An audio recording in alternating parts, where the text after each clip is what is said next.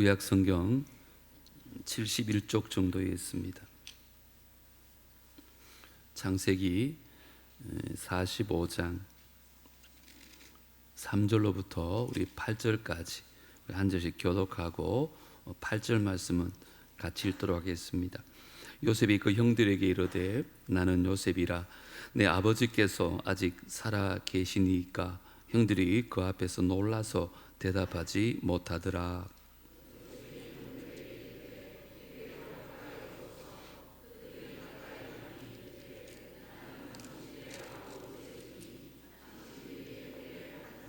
당신들이 나를 이곳에 팔았다고 해서 근심하지 마소서, 한탄하지 마소서. 하나님이 생명을 구하시려고 나를 당신들보다 먼저 보내셨나이다.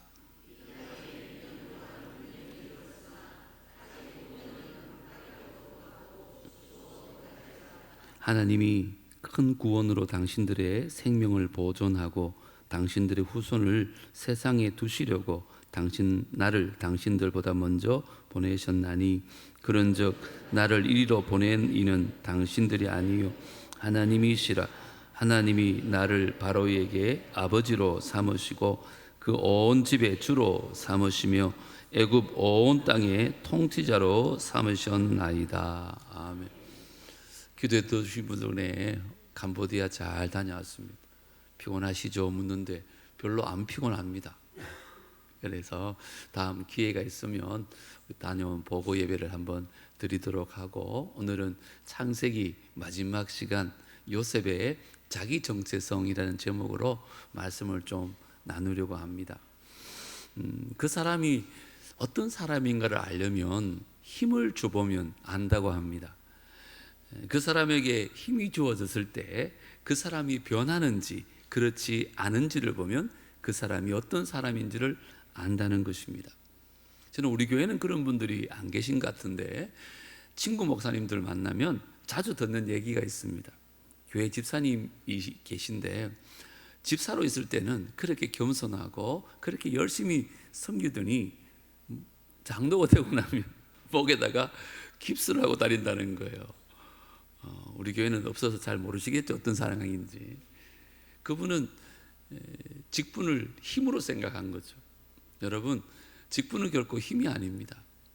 직분은 역할이고 희생이에요. 집사가 되고 권사가 되고 장로가 되면 더 희생하는 거죠.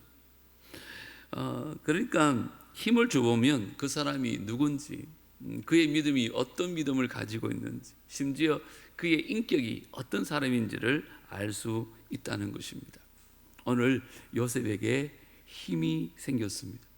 그것도 보통 힘이 아니라 대애굽의 국무총리가 되어서 세상을 다스릴 수 있는 그런 힘이 생겼습니다. 그런데 요셉은 그 힘이 생겼을 때 그 힘을 남용하지 않습니다. 더 겸손하게 자기에게 주어진 일을 최선을 다하고 있습니다. 오늘 요셉의 스토리에서 두 가지 키워드가 있습니다. 이 두 가지 키워드를 통해서 요셉이 있는 정체성은 뭐며 요셉은 어떤 믿음으로 살았는지를 좀 살펴보려고 합니다. 그리고 저와 여러분들도 이 땅을 살아가면서 주님 안에서 이 정체성과 이 믿음을 가지고 날마다 승리할 수 있는 은혜가 있기를 주님으로 축복합니다. 요셉의 첫 번째 정체성이 뭐냐? 요셉은 늘 하나님이 중심이었습니다.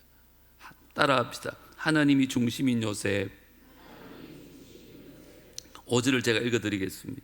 당신들이 나를 이곳에 팔았다고 해서 근심하지 마소서, 한탄하지 마소서. 하나님이 생명을 구원하시려고 나를 당신들보다 먼저 보내셨나이다.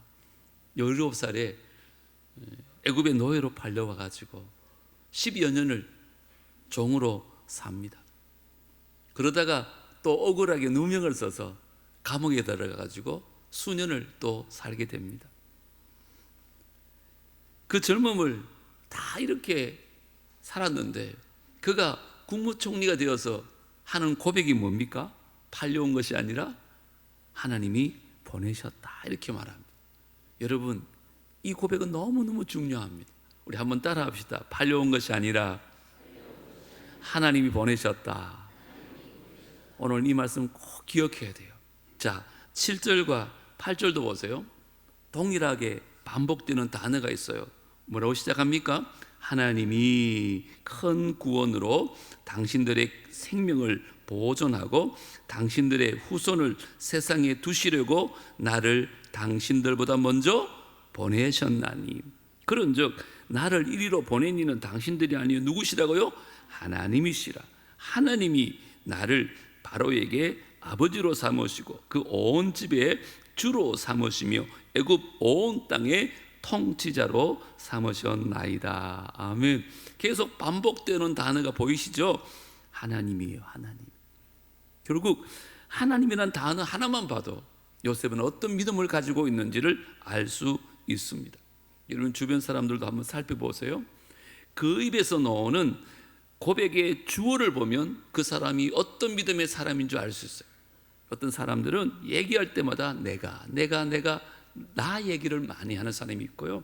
어떤 사람은 얘기할 때마다 하나님께서 하나님을 드러내는 사람이 있다는 것. 오늘 요셉이 바로 그런 사람이었어요. 당신들이 나를 판 게 아닙니다. 하나님이 나를 여기 보내신 것입니다. 자기 정체성을 형들에게 팔려진 자라고 생각하지 않아요. 온갖 고생은 다 했지만 하나님이 보낸 자라고 말하고 있어요. 여러분, 우리는 어떤 때 보면 팔린 자의 관점에서 나를 볼 때가 참 많은 것 같아요. 예를 들면 저 사람 때문에 내가 이렇게 된 것 같다고, 내 배우자 때문에 내가 지금 이렇게 고생하는 것, 우리 자식들 때문에 내가 이렇게 힘들게 산다고, 내 주위의 환경 때문에 내가 이렇게 된 거라고 팔린 자의 관점에서 보는 거예요. 그런데 여러분, 팔린 자의 관점에서 보면요, 해결되는 게 하나도 없다는 것입니다. 요셉은 지금 보내진 자의 관점에서 자신을 보는 거예요. 민족을 구원하기 위해서 하나님이 보내셨다. 그러니까 그 모든 것들이, 그 모든 과정들이 다 해석이 되어지더라는 거예요. 여러분, 너무 중요합니다. 사실 요셉의 입장에서 보면 너무 억울한 것들이 많아요. 예를 들어서 여러분, 요셉이 형들에게 미움을 당하고 가장 힘들게 했던, 욕먹었던 계기가 뭐 때문에 그랬어요? 그의 꿈 때문이잖아요. 그냥 물어보겠습니다. 요셉이 꿈을 꿨어요. 요셉이 꿈을 꾸고 싶었던 꿈이었을까요? 아니면 하나님이 꿈꾸게 하신 걸까요? 하나님이 하신 거예요. 그러면 이렇게 생각할 수 있잖아요. 하나님이 꿈을 꾸게 하셨는데 왜 내가 미움을 받지? 그냥 하나님 꿈 얘기를 한 것뿐인데 왜 내가 노예가 되어야 되지? 주인 마님이 유혹할 때 그 죄의 유혹을 물리친 것밖에 없는데 나는 왜 감옥에 가야 되지? 나는 오히려 하나님 더 잘 믿고 더 잘 섬기려고 하는데 왜 나는 점점 더 어려움이 생기는 거지? 보세요. 요셉 삶 가운데 팔린 자로 생각하면 수도 없는 많은 이유들이 있어요. 그런데 이 모든 질문이 한꺼번에 정리되는 한 단어가 있다는 거예요. 그게 뭐라고요? 하나님이입니다. 한번 따라 합시다. 하나님이 보내셨고, 하나님이 이끄셨고, 하나님이 이집트로 오게 하셨고, 하나님이 감옥에 가게 하셨고, 하나님이 지금 국무총리가 되게 하셔서 온 민족을 구원할 수 있는 은혜를 주셨다는 거예요. 그 모든 것이 하나님이 그러셨다는 거예요. 그러니까 요셉은 지금 딴 사람은 괜찮은데 나는 왜 감옥에 있습니까? 그러지 않아요. 왜요? 하나님이 보낸 자니까. 나는 젊은 날에 왜 이렇게 노예로 팔려왔습니까? 이렇게 말하지 않습니다. 왜요? 하나님이 보낸 자니까. 그러니까 여러분, 우리 삶 가운데의 해석에 따라서 내 앞에 있는 상황이 달라지는다는 것입니다. 꼭 기억하십시오. 저 사람 때문이라고 그러면 원한이 생겨요.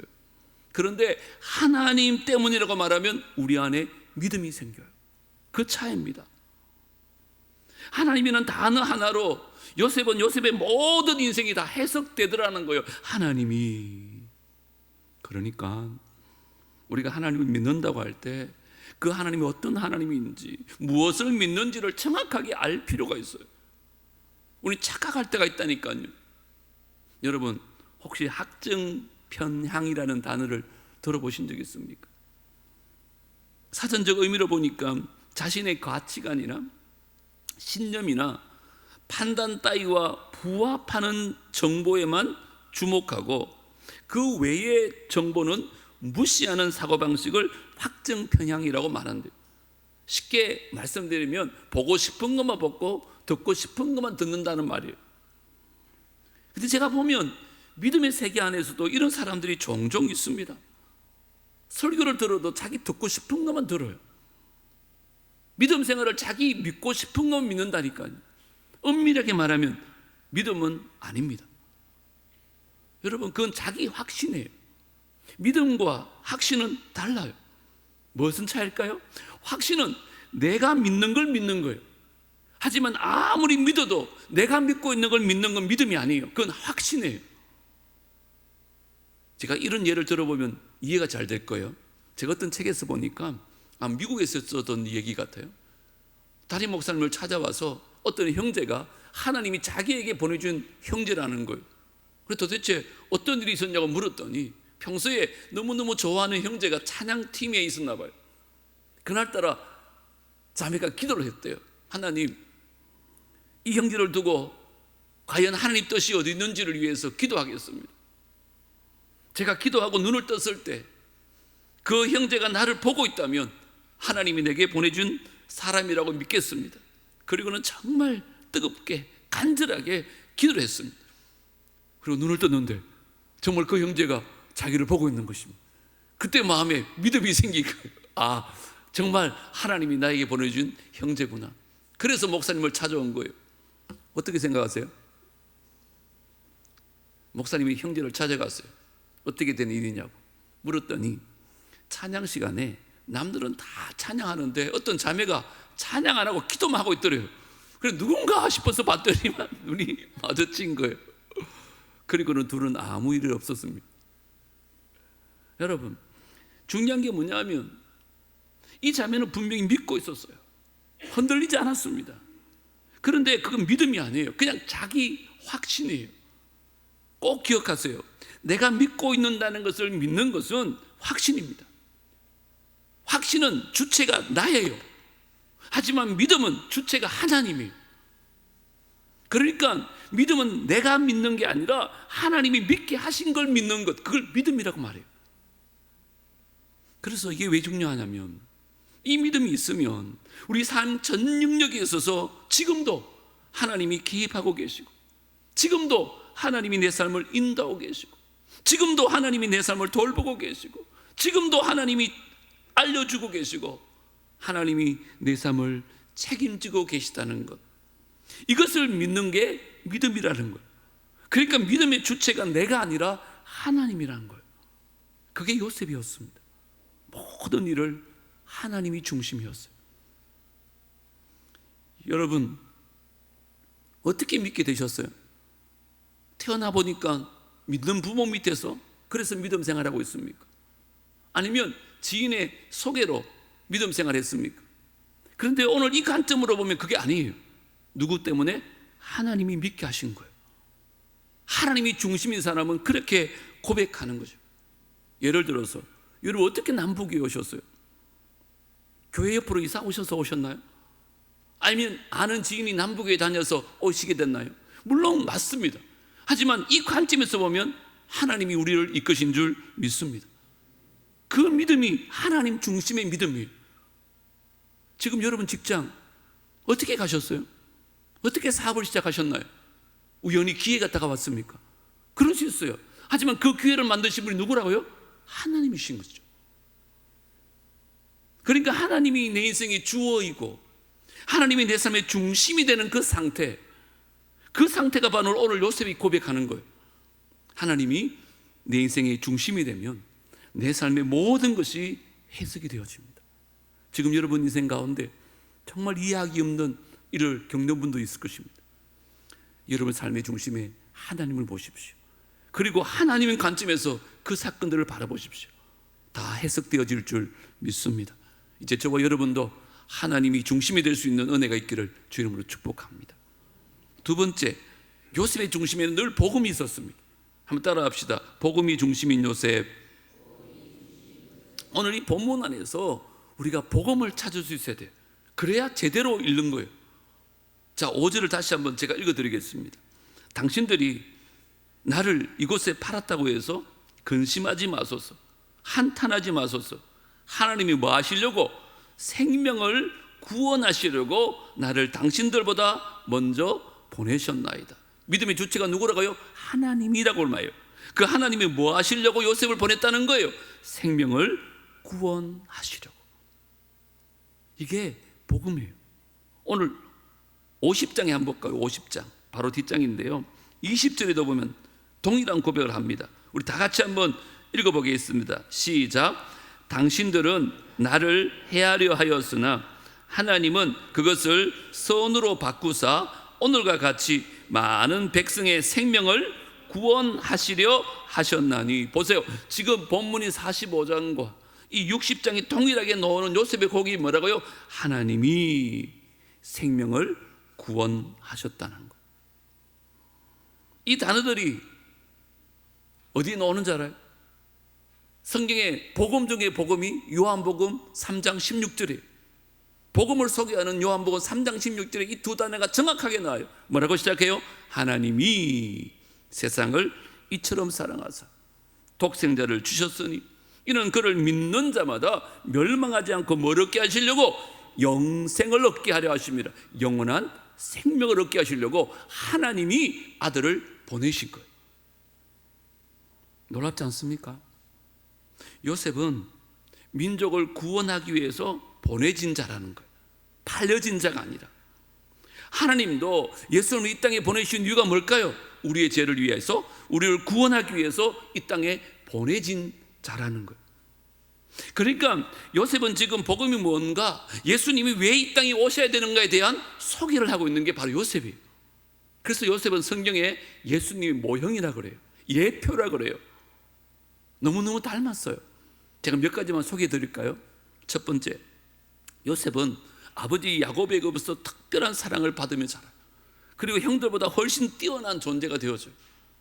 우리 예수님도 하나님 아버지께 사랑받는 독생자 예수 그리스도셨어요.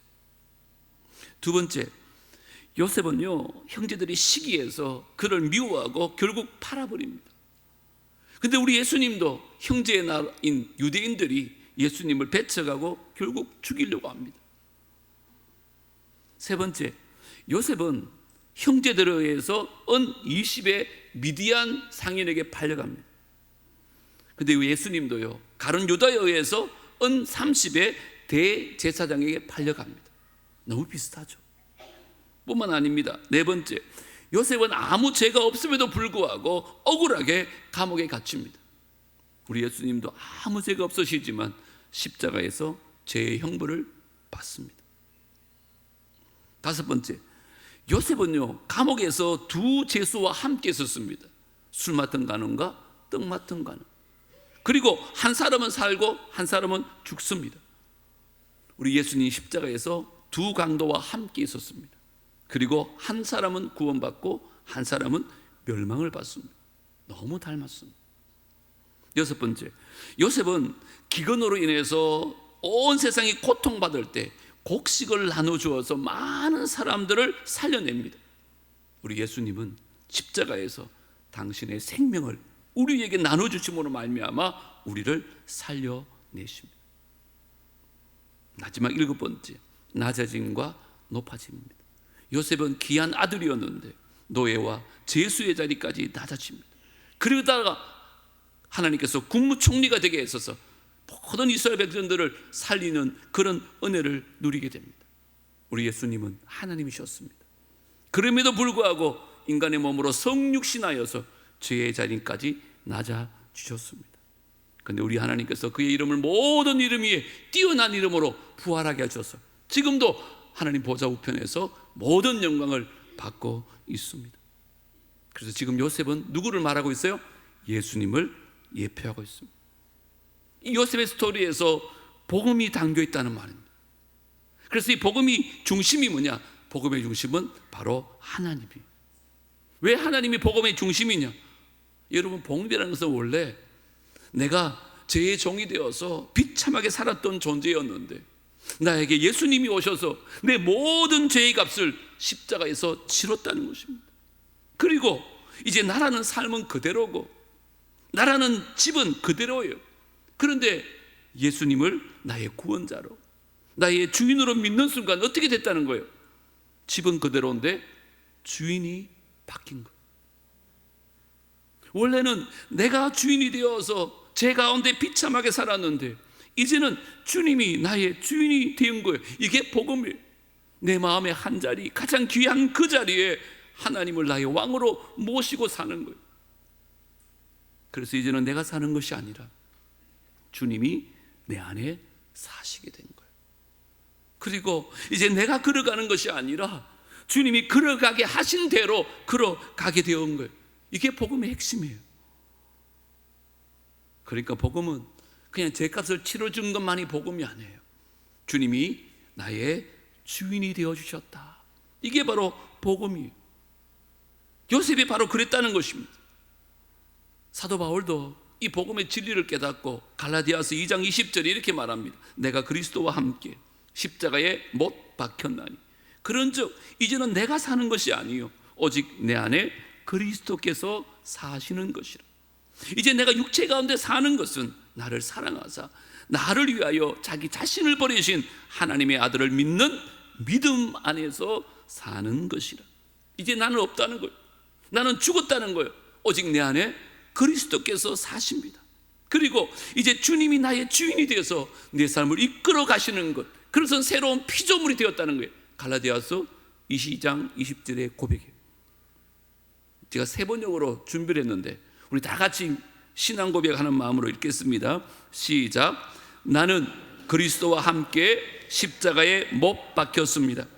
이제 살고 있는 것은 내가 아닙니다. 그리스도께서 내 안에서 살고 계십니다. 내가 지금 육신 안에서 살고 있는 삶은 나를 사랑하셔서 나를 위하여 자기 몸을 내어주신 하나님의 아들을 믿는 믿음 안에서 살아가는 것입니다. 아멘. 그러니까 복음을 진짜 체험한 사람들의 공통점이 뭐냐? 하나님이, 내가 아니에요. 왜냐하면 주인이 바뀌었기 때문에 그 입에서 늘 하나님을 드러내요. 나를 드러내는 것이 아니에요. 그래서 구약의 다윗도 보면 사무엘하 8장 4절에 이런 말이 있어요.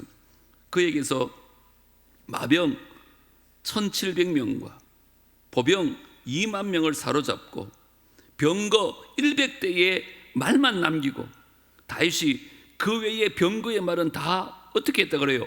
발에 힘줄을 끊었다 그래요. 여러분, 그 당시의 말은 국방력입니다. 말이 많으면 많을수록 국력이 강해지는 거예요. 그래서 전쟁할 때 보면 말을 꼭 끌고 와요. 전리품으로. 근데 다윗은 그렇게 잡아온 말을 어떻게 했다는 거예요? 다리에 힘줄을 다 끊어버려요. 그 이상 달릴 수가 없어요. 그 말은 전쟁터에 나와서 싸울 수가 없어요. 아니, 왜 이렇게 했을까요? 예? 다윗이 말을 의지하지 않겠다는 거예요. 말의 힘이나 말의 숫자를 의지하지 않겠다는 거예요. 그런 거 다 끊어버리는 거예요. 오직 하나님 한 분만 의지하겠다는 거예요. 그게 다윗의 고백이 있어요. 자, 그러면 그 다음 전쟁을 어떻게 해야 될까요? 왜? 말은 다 힘줄 끌어졌는데 결과가 8장 6절에 나옵니다. 다 같이 읽어보겠습니다. 시작. 다윗이 어디로 가든지 여호와께서 이기게 하시니라. 아멘. 누가 이기게 하셨다고요? 여호와께서. 다윗이 말에 발에 힘줄을 다 끊고 나니까 하나님께서 그를 전쟁마다 이기게 하셨다는 거예요. 이게 복음인 줄 믿습니다. 복음은 다른 게 아니에요. 하나님이 나의 본질이 되는 게 복음이에요. 우리는 자꾸만 하나님 주신 것 때문에 하나님을 믿는 경향이 많아요. 그거 잘못된 것입니다. 하나님이 본질인 상태, 주님이 나의 주인이 되어서 이제 주님이 나의 전부가 된 상태, 그 상태가 복음이에요. 그냥 교회 다니는 것이 전부가 아닙니다. 창세기 15장에 보면 하나님께서 분명히 약속을 주셨는데도 아브라함이 갈팡질팡하니까 이렇게 말씀하세요. 이후에 여호와의 말씀이 환상 중에 아브라함에게 임하여 이르시되 아브라함아 두려워하지 말라. 왜요? 나는 내 방패요 너의 지극히 큰 상급이니라. 보세요. 주님이 주시는 것이 방패가 아니라 주님이 나의 최고의 방패라는 거예요. 주님이 주시는 뭔가가 나에게 최고의 복이 아니라 주님 그분이 나의 인생의 최고의 복이라고 고백하는 거예요. 주님이 나의 본질이 되었다는 거예요. 그러니까 때로는 하나님께서 우리에게 이렇게 말씀하세요. 나는 너를 강하게 하진 않을 거야. 대신 내가 너의 강함이 되어줄게. 네가 힘이 없어도 괜찮아. 내가 너의 힘이 되어줄게. 너는 부족하고 모자라고 결핍돼도 괜찮아. 내가 너의 충분함이 되어줄게. 주님에게서 그 근거를 찾는 거예요. 그게 복음이에요. 요셉의 신앙이 바로 그런 신앙이었어요. 요셉은 그 복음을 체험했기 때문에 하나님이 주인이 되는 순간 노예로 팔려가도 감옥에 갇혀가도 이렇게 고백하는 거예요. 하나님이 나를 이곳에 보내셨다. 여러분, 그래서 복음으로 우리가 바뀌어서 하나님이 주인 되시고 하나님이 나의 본질이 되면요, 우리가 어떻게 바뀌는가?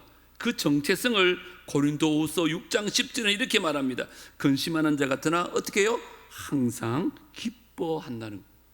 가난한 자 같으나 많은 사람을 부유하게 한다는 거예요. 왜 우리예요? 지금 우리 아무것도 없는 자 같으나 뭐예요?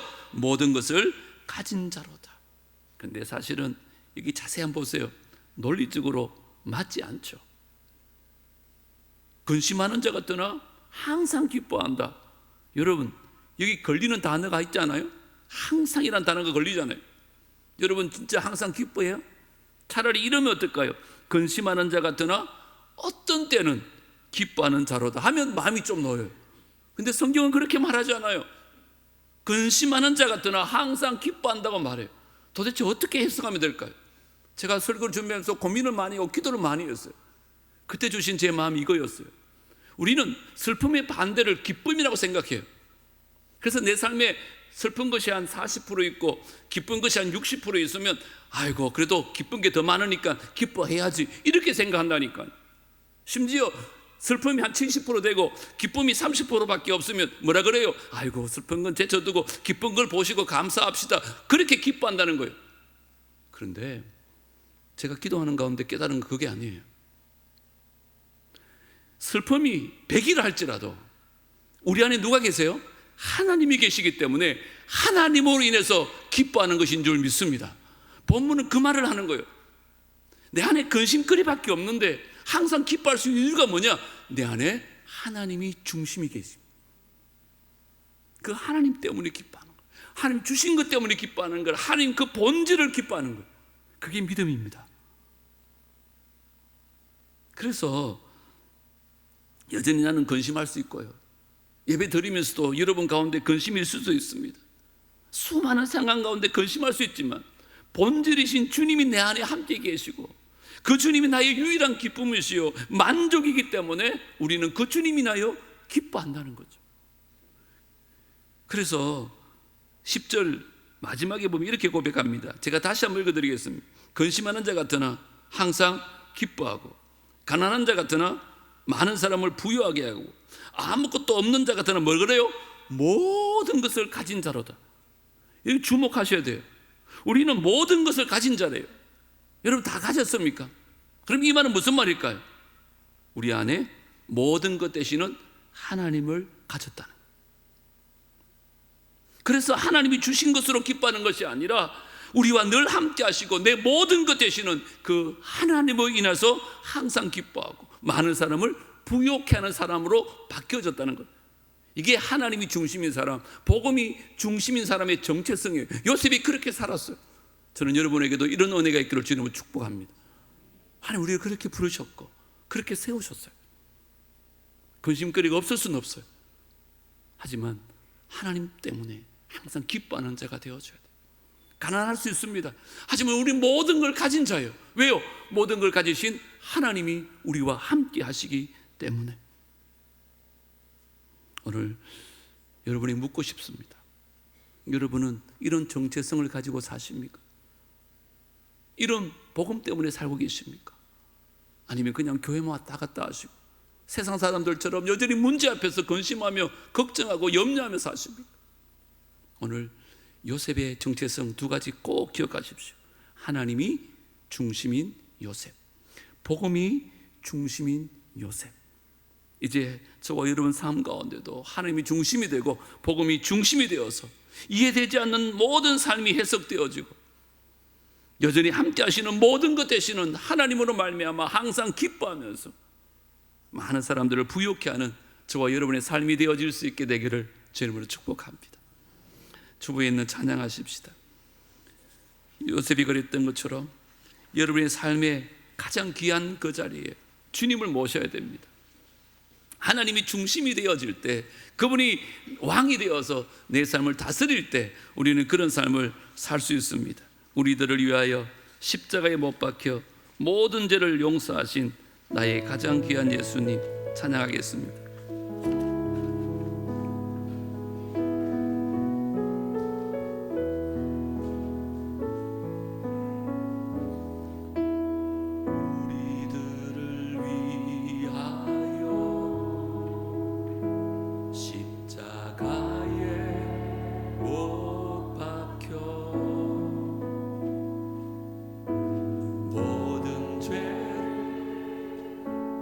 용서하사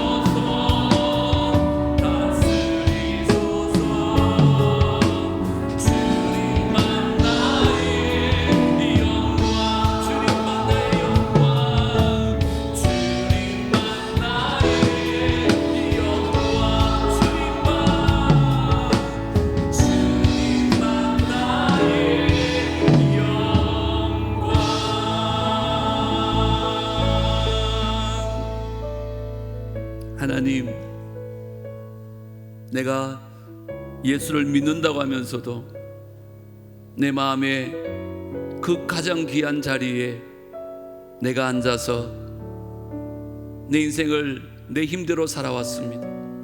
내 뜻대로 살았고 내 욕망을 따라 살았습니다. 그래서 실패하고 넘어지고 좌절하며 살았습니다. 이제 인생의 주인을 주님으로 바꾸기를 원합니다. 하나님, 내 마음에 가장 귀한 그 자리에 앉으시고 나를 이끌어 주시옵소서. 하나님이 중심이 되는 삶을 살게 하여 주옵소서. 팔려진 자가 아니라 하나님이 보내신 자로 살게 하여 주시옵소서. 하나님이 주인 되시면 그때부터 내가 비록 가진 것이 없다 할지라도, 배운 것이 부족하다 할지라도, 근심이 많다 할지라도 하나님 당신 때문에 기뻐할 수 있고 모든 것을 가진 자라고 고백할 수 있을 줄 믿습니다. 이제 하나님 주신 것 때문에 기뻐하고 하나님 주신 것을 사모하는 것이 아니라 나의 본질 되시는 하나님을 사모하고 하나님을 기뻐하는 믿음의 성도들 되게 하여 주옵소서. 우리 가운데 참 믿음으로 살려고 몸부림쳤지만 생각할 수 없었던, 아직까지 해석되지 않았던 문제들이 있다면 오늘 이 말씀으로 인해서 해석되어지게 하여 주시고 감사하게 하여 주시고 주님을 더 신뢰할 수 있도록 말의 힘줄을 끊어버릴 수 있는 믿음도 허락하여 주시옵소서. 그래서 먼 훗날 하나님께서 우리 인생을 높이 들어섰을 때 하나님이 생명을 구원하시려고 나를 이곳에 보내셨다고 고백할 수 있는 많은 사람들을 살리는 우리가 되게 하여 주시옵소서. 반드시 하나님께서 우리와 함께하여 주실 줄 믿사옵고 거룩하신 예수님 이름으로 기도드리옵나이다. 아멘. 이제는 우리 구주 예수 그리스도의 은혜와 하나님 아버지의 무한하신 사랑과 성령 하나님의 교통하심과 내주하심과 인도하심이 바른 정체성을 가지고 복음 안에 살면서 주님께 영광 올려드리고 많은 사람들을 살리는 삶을 살기를 원하는 귀한 주의 백성들과 그들의 가정과 자녀들과 하시는 모든 일들이 사는 남북의 공동체 위에 이제로부터 영원토록 함께 있을지어다. 아멘.